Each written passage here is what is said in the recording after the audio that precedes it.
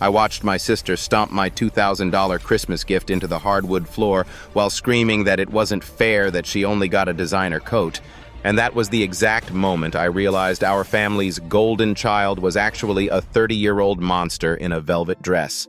My name is Maya, and my sister Emma has been the center of the universe since the day she was born.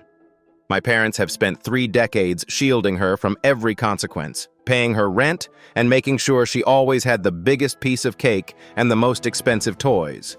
I, on the other hand, worked 3 jobs through college, built my own business from the ground up, and finally reached a point where I could treat myself to something truly special. This year, I bought myself a high-end, limited edition Leica camera, a $2,000 piece of professional equipment I've wanted for 5 years. I didn't ask for gifts from my parents, I just brought it to the family Christmas dinner to take high-quality photos of everyone. Emma arrived late, as usual, draped in a coat our parents bought her that cost nearly $1,000. She walked in like she was expecting a standing ovation, immediately bragging about her exclusive gift and making sure everyone saw the label. But the second she saw my camera sitting on the sideboard, the energy in the room shifted. She didn't see it as a tool for capturing memories. She saw it as a threat to her status as the most spoiled person in the room. She started asking how much it cost, within 5 minutes of sitting down, her eyes narrowing every time I explained the features. My parents tried to change the subject, sensing the familiar vibration of a looming Emma tantrum, but it was too late. The density of her jealousy was radiating off her like heat from a radiator. She kept making snide remarks about how some people are so showy with their money, and how it's a shame when siblings try to outdo each other on a day that's supposed to be about family. The hypocrisy was staggering, considering she hadn't spent a single dime on anyone else's gifts. I ignored her, focused on the kids opening their toys, but I could see her watching that camera like a hawk watching a mouse. She was waiting for the perfect moment to prove that if she couldn't have the best thing in the room, then nobody could. I should have locked it in the car. I should have known that for Emma, a sibling's success is a personal insult that requires immediate retaliation. Every time the shutter clicked, I could see her jaw clench. She wasn't just mad about the camera, she was mad that she wasn't the one holding the most expensive object in the house. The way she stared at the lens was predatory, her fingers twitching as she gripped her wine glass, her knuckles turning white as she watched me receive compliments from our aunts about my photography skills. To Emma, those compliments weren't just praise for me, they were subtractions from her own worth. She has this pathological need to be the brightest star in the room, and my expensive high-tech camera was casting a shadow she couldn't tolerate. She began to weave a narrative aloud, telling anyone who would listen that I was clearly struggling with my ego, and that true Christmas spirit doesn't come in a box from a luxury store. The irony was thick enough to choke on, but my parents just nodded along, desperate to keep the peace. I felt the tension rising in the back of my neck, a premonition of the violence to come. I tried to stay away from her, moving to the other side of the room to photograph the fireplace, but I could feel her eyes on me, calculating the exact moment to strike. It wasn't about the money for her, it was about the dominance. If I had something she didn't have, it meant she was losing the invisible competition she'd been playing against me since the nursery. I saw her whisper something to our father, a sharp, pointed comment that made him look at me with a sudden, unearned frown. She was already poisoned the well, making sure that when the blow finally came, I would be the one blamed for flaunting my success. I checked the camera settings one last time, blissfully unaware that within the hour, this precision-engineered tool would be reduced to a pile of expensive scrap metal under the heel of a jealous woman's shoe. The climax of the evening happened right after the main course. I had stepped into the kitchen to help my mom with the pies, leaving my camera on its tripod in the living room to capture the natural moments of the family talking. Suddenly, I heard a sickening metallic crunch, followed by a sharp, shattering sound that made the entire house go silent. I ran back into the room to find Emma standing over my camera, which was now in 3 distinct pieces on the floor. Her designer heel was still hovering over the shattered lens. She wasn't crying. She was breathing heavily, her face twisted into a mask of pure, unadulterated triumph. "Oops," she said, her voice dripping with a fake, high-pitched innocence that made my skin crawl. I tripped on the tripod. I guess it wasn't as sturdy as you claimed it was, Maya. Maybe you should have bought something more practical instead of trying to show off. I looked at the floor, at the $2,000 of precision glass and sensors that I had worked 6 months of overtime to afford. It wasn't just broken, it was obliterated. She had clearly stomped on it multiple times. The tripod legs were bent at impossible angles, and the magnesium alloy body of the camera was dented in a way that no trip could ever explain. My father was standing there, his face ashen, looking between me and his precious Emma. He didn't ask if I was okay. He didn't apologize. He actually said, "Maya, don't make a scene. It was an accident. I'm sure your insurance will cover it." That was the moment the bridge burned. I didn't scream. I didn't even raise my voice.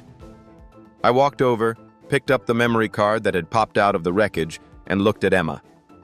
She actually had the audacity to smirk at me, thinking that once again, Dad would bail her out and I would just have to eat the loss. She had spent her whole life watching our parents sweep her messes under the rug, and she expected this to be no different. But she had forgotten one vital thing. My camera wasn't just a passive observer. It was part of a high-end security ecosystem I'd set up for my business. I felt a cold, forensic calm take over. I realized that the only way to deal with a toddler in an adult's body is to use the one thing they fear more than anything: the truth. I pulled out my phone and accessed the remote backup app that had been live streaming the camera's feed to my cloud storage. I watched her face transform from smug satisfaction to absolute terror in a split second as I began to play the playback. The internal monologue in my head was a roar of white noise, but my external movements were precise. I wasn't just seeing a broken camera, I was seeing the broken trust of a lifetime. I saw the way my parents were already moving toward her to comfort her, as if the trauma of accidentally destroying my property was too much for her delicate soul to bear. The gaslighting was beginning in real time. My mother reached out to touch Emma's shoulder, whispering that it was okay and just a thing, while I stood over the ruins of my hard work. The density of the betrayal was suffocating. Every time Emma had broken one of my toys as a child, every time she had lost one of my books, every time she had spilled something on my graduation dress, it all flooded back. This wasn't an accident. This was a 30-year pattern of targeted destruction.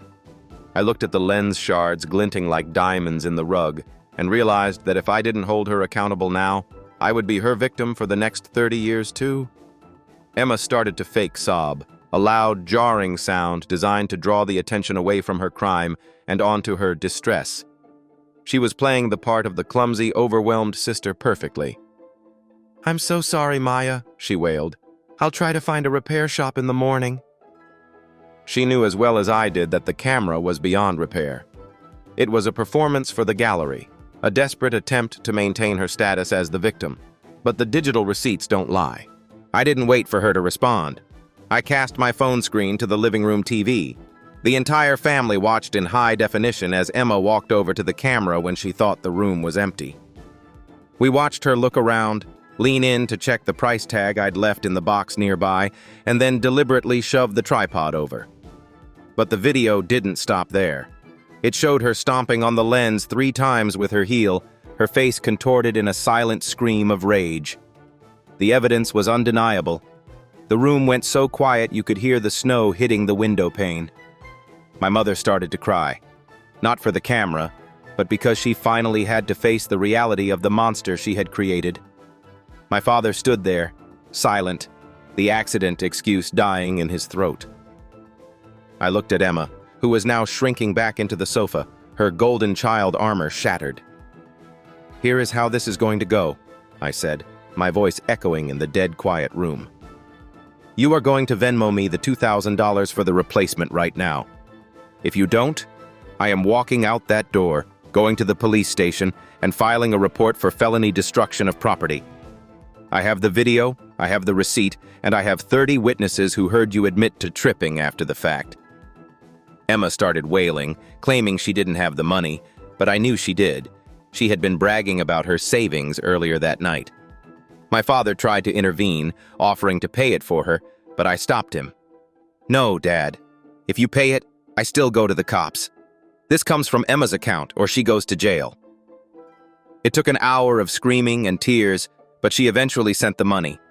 The look of pure, concentrated hatred she gave me as she hit the send button was the best Christmas gift I've ever received.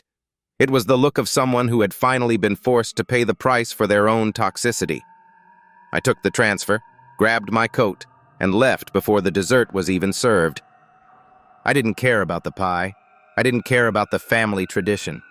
I cared about the fact that for the first time in my life, I wasn't the one cleaning up Emma's mess. I've since blocked Emma and told my parents that I won't be attending any family functions where she is present until she completes a year of intensive therapy and issues a public apology to the entire family. I used the money to buy an even better camera, and the first photo I took with it was a picture of the restraining order paperwork I'm currently considering.